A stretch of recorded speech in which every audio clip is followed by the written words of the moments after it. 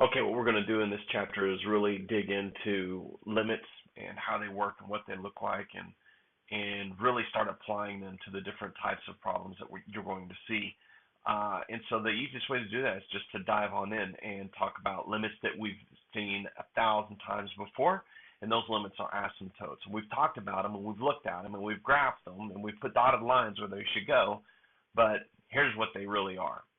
So the line y equals v is a horizontal asymptote of the graph of a function y equals f of x if either the limit as x approaches infinity of f of x equals v, or the limit as x approaches negative infinity of f of x equals v. In other words, as your graph grows really, really large or goes really, really small, it approaches a specific number. So what we're going to do is use graphs and tables to find the horizontal asymptotes of the following two questions. And I'm going to minimize the notes just a little bit so that we can see the graphs here, and I'll show you a graph and table for each one. And so first off is x over the square root of x squared plus 1. We're going to look at this guy first, and you'll see him right now. And basically, we want to know about the horizontal asymptote of this guy. So as x gets really, really, really, really big, what number are we approaching? And it looks like it starts to level off kind of. It's hard to tell, but if you look really close, our graph levels off somewhere around y equals 1.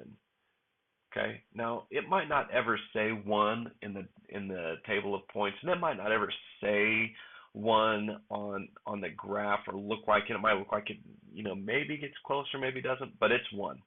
And then if we go towards negative infinity, by the way, this is when x goes to positive infinity.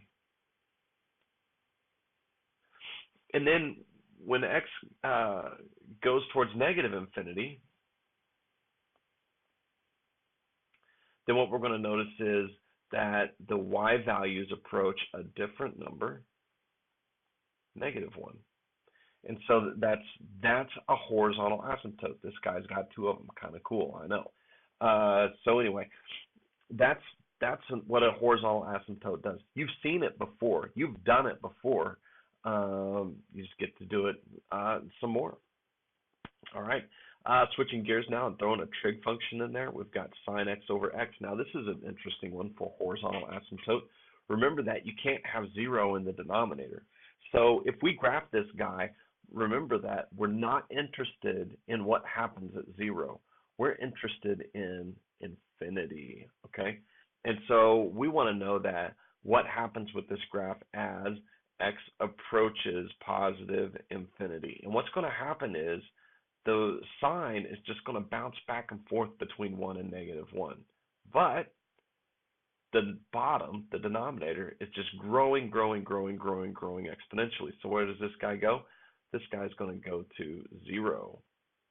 And the same thing is going to happen when you go to negative infinity. When you've got x approaching negative infinity, and you can see it on the graph and in the table that I'm showing you right now, when x goes to negative infinity, this graph also goes to 0. So what does that mean? That means that for this problem, y equals 0 is a horizontal asymptote.